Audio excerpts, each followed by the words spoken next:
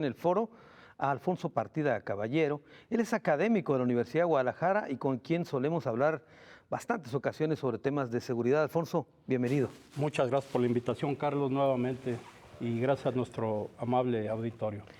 Alfonso, el tema que ocurrió ayer en Culiacán, tú habías visto esto, por ejemplo, un operativo en la tierra de la familia del Chapo con esta displicencia.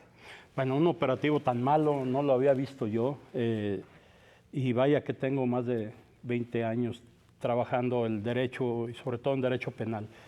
Y aquí este operativo fue llevado a cabo de la peor forma por elementos de las fuerzas de seguridad del Estado que actuaron de manera virulenta, precipitada, con falta de táctica, con falta de estrategia, con falta de inteligencia y de planeación.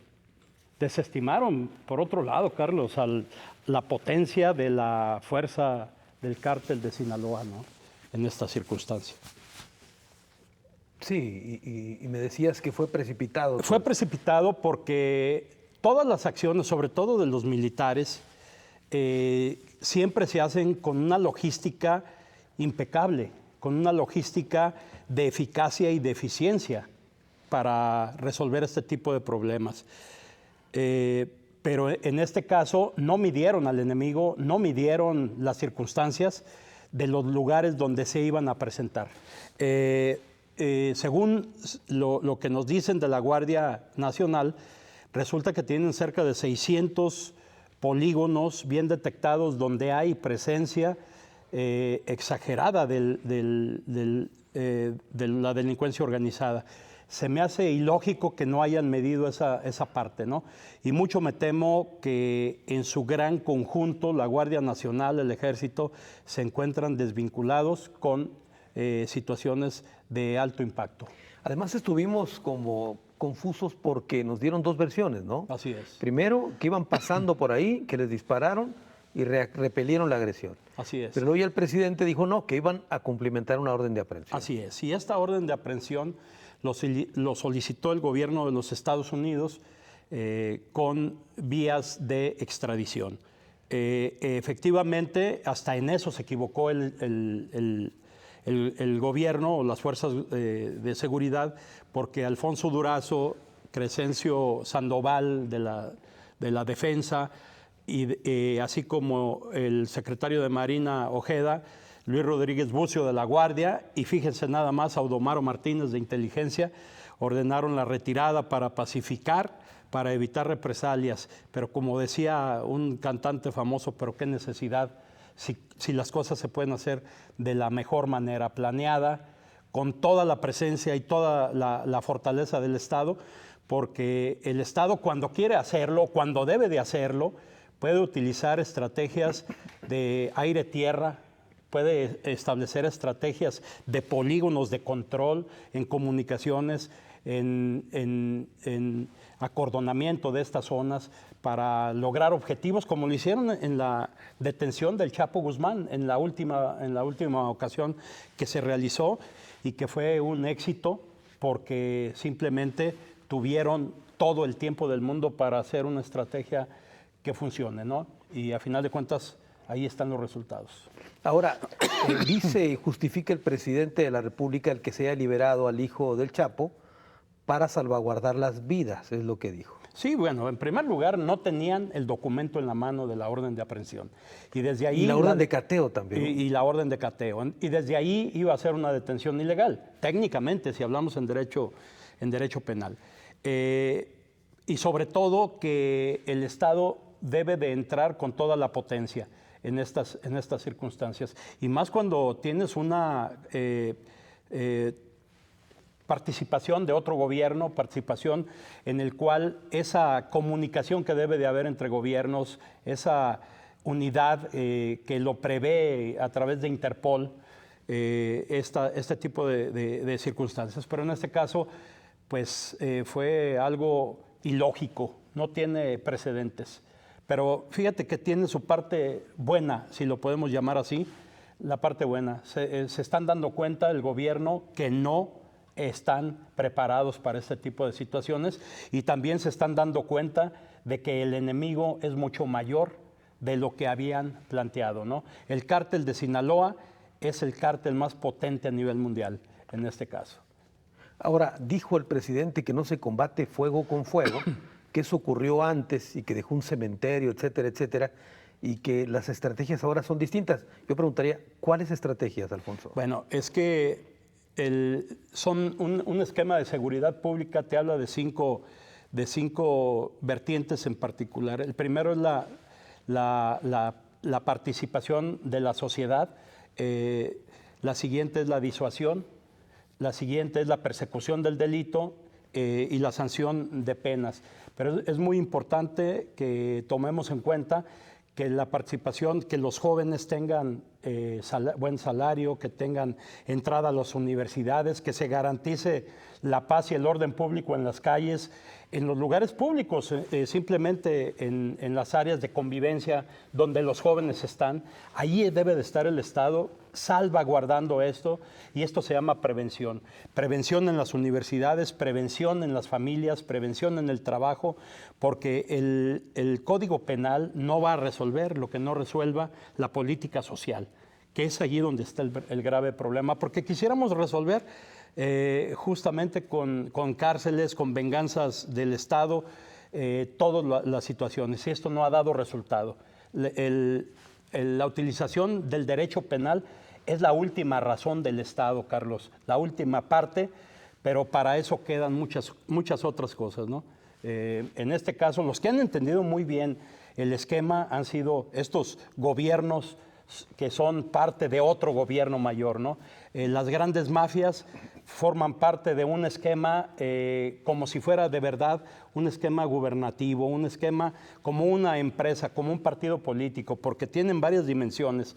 Una de ellas es la dimensión gerencial, donde están las mafias, mandando, pero tienen una red de protección del Estado, por un lado, y por otro lado, los grandes consorcios empresariales para el lavado de dinero. Luego vienen otra dimensión, que son las brigadas de ataque, las brigadas de protección, el sistema de inteligencia, los llamados halconeos, pero ahora lo estamos viendo, que traen unas estrategias todavía mayores, todavía más importantes, porque te manejan a través de las redes sociales, como cuando los jóvenes hacen una fiesta, que simplemente dan un clic a todos los miembros los y invitados, ahí se presentan, ¿no? En el lugar. En este caso eso es lo que hacen. Ocurrió lo mismo. El sentido de reacción de este grupo delincuencial, en 15 minutos tomaron lo que viene a ser una capital. O sea, tenían ellos protocolos ya establecidos. Lo tienen, los protocolos bien establecidos,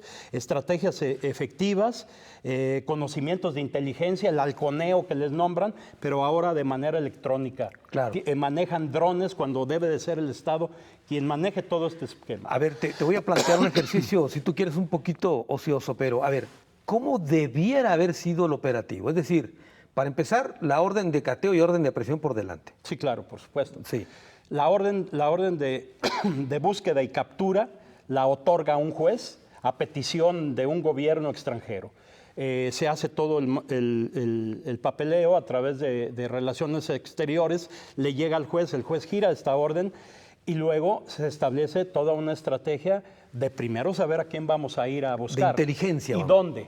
De inteligencia, ¿no? Así es, porque esta situación de seguro lo tenía muy bien ubicado la DEA, que les dio el norte, el domicilio, los datos, y allí llegaron, pero desgraciadamente vincularon únicamente a 30 elementos, según las noticias que nos da el propio presidente de la República, y que esta situación alguien se quiso colgar la medalla, ¿no? Ahora, el gobierno puede limitar las comunicaciones en la zona también. Totalmente, totalmente. El problema es que esa es una estrategia ya muy trillada, que llega lo que sucede en las penales. En Puente Grande, por ejemplo, no puedes hacer llamadas, pero no puedes hacer llamadas tú. Ellos allá adentro ya tienen equipos que pueden utilizar. ¿Qué es lo que sucede cuando en un polígono suspenden las comunicaciones? Pues es a través de radios de comunicación. Pues estas unidades también delincuenciales también ya tienen ellos. tipo. Entonces, tienen que buscar métodos más novedosos métodos totalmente contundentes y sobre todo la estrategia es muy importante. Si fue la Guardia Nacional, esto debió de haber sido la policía, el Ministerio Público quien hace la detención, quien hace la puesta a disposición. Pero los militares en este caso y la Guardia Nacional no están preparados para el nuevo sistema. De acuerdo. Y luego se hace un cerco en torno a la zona donde va a realizarse esto. Sí, claro. Quiero suponer, ¿no? Sí, con por elementos para impedir que alguien se acerque. Sí, sí, por supuesto. Y con Es el camiones acordonamiento, blindados y todas esas cosas. Con toda la potencia. Helicópteros, lo que le llaman la fuerza aire-tierra, tierra-aire. O sea, la comunicación desde arriba puedes ver las brigadas que se están acercando y puedes ver las acciones que tú estás desarrollando. Ya se hizo una que fue muy efectiva en Nayarit, en Tepic, Nayarit, Sí. donde prácticamente descabezaron una célula criminal de ese estado. Y Sí, de ahí viene... hasta con ataques desde Así helicóptero, es, ¿no? Así es, por supuesto. Utilizaron- Es la estrategia tierra-aire. ¿Cómo se llama? Helicópteros artillados. ¿no? Artillados, así es. Si alguien tiene helicópteros artillados es el ejército. Y por supuesto la Fuerza Aérea, etcétera. Pero también lo pueden hacer a través de satélites. Esto no es James Bond, como veo en redes esta situación, ¿no? Claro que lo pueden hacer en el momento, pueden ver el perímetro en el que van a jugar y quiénes están ahí y con cuántas personas están trabajando, los drones, etcétera, pero los que los deben de usar son los propios, el Estado, pero no lo hacen. Y déjame comentarte algo, Carlos, que surgió y esto quizá no lo teníamos muy detectado, lo que nosotros, los que nosotros nos dedicamos al estudio de la operación del crimen organizado, los mecanismos de desinformación que tienen los delincuentes. O sea, llegaron a subir una serie a través de Twitter, a través de Internet, fotografías, operativos, balaceras, que no eran cierto, que estaban en esa magnitud. De acuerdo. Pero que se dio... Crearon el caos, pues. Crearon el caos y esto se llama terrorismo. Es utilización del terror para lograr objetivos y el objetivo lo lograron. Ahora, dice, la misma autoridad reconoce que cuando estaban en el operativo, de repente se percataron que había así dicen ellos, una fuerza mayor. Así es. Y entonces ellos terminaron por dejar en libertad a esta persona. Claro. Y lo que iba a ser, quiero suponer, una captura, terminó siendo una operación de rescate contra ellos, ¿no? Sí, claro. Es decir, a favor de ellos. Sí, ¿no? a quien rescataron fueron a los elementos y no solo eso, Exactamente. Carlos. Utilizaron también la potencia que tienen en la cárcel muy cercana al aeropuerto, en el cual 39 elementos salieron para jalar la marca, dirían en el fútbol. Sí, Están jalando la aprovecharon el marca. caos para... Así es. Y esta circunstancia trajo como consecuencia 8 muertos, 42 vehículos. Hay 49 reos fugados hasta hoy, nos reportan. Así es. Entonces quiere decir que en el caos que se generó, a Así río es. revuelto aprovecharon para... Sí, sí, claro. Es crear todo un caos, ¿no? Es un esquema de terror, es un esquema terrorista. Esto lo utilizó mucho Pablo Escobar en Colombia con el cártel de Medellín y que a final de cuentas, bueno, parece que hacia allá nos estamos dirigiendo, ¿no? Porque este grupo delincuencial tiene presencia en más de 80 países. Ha dejado la presencia en México, Carlos. En México les ha dejado al cártel Jalisco, al cártel, a los templarios, al Marro en Guanajuato, etcétera, esa presencia, porque no es negocio para ellos. Claro. El negocio es la Unión Europea, el contubernio que tienen con la camorra napolitana, con la yakuza japonesa y con toda esta serie de mafias a nivel mundial, ¿no? Así de potente estamos hablando. La última pregunta rapidísimo, Alfonso. ¿La pacificación de México entonces no está cerca? No, no está cerca.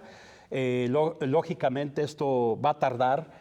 Tenemos 25 años en esta circunstancia, con gobiernos fallidos, estrategias totalmente fallidas, y seguimos por el mismo camino. Entonces, no queremos que las cosas cambien si seguimos haciendo las mismas estupideces. Bueno, Alfonso, muchas gracias. Gracias a ti, Carlos. Voy a una pausa, regreso con más.